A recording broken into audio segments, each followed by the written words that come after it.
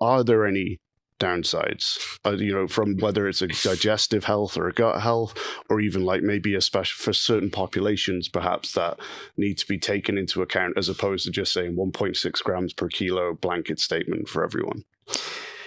Yeah. The short answer to that is, for the most part, there's really no.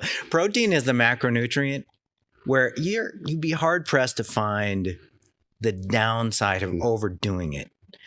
It might be economically more expensive to overdo protein than if you were just to carb and fat up your diet. But all of the concerns about, the kidneys, or the liver, or the cardiovascular disease or whatever, all of that stuff is just, number one, the people who put that stuff out there, they don't even lift, number one. Number two.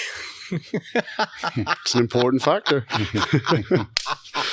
Number two, the evidence just isn't there to support these concerns. Now, granted, a special case can be made for somebody with objectively diagnosed chronic kidney disease. So if they have pre-existing kidney disease, then you can build a case for, all right, you shouldn't be consuming a high protein diet.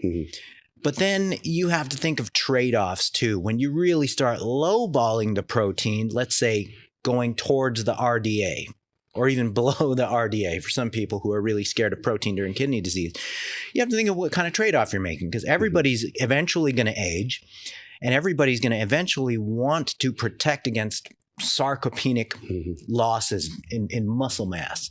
And so what trade-off are you making to save your kidneys, in that respect? So it's a little bit of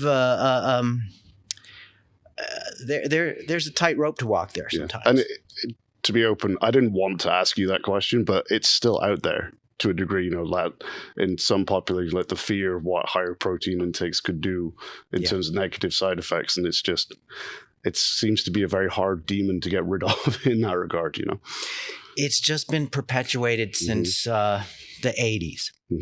And, my dear dietitian colleagues, they've been fed this by their professors for like 4 decades now. That, overproteinating is bad. Overproteinating is bad. Look, if there's any macronutrient that's not going to be bad to overdo, it's going to be protein, because fats and carbs are always either just practically or metabolically or behaviorally, they're going to be the most treacherous macros to kind of watch out for. And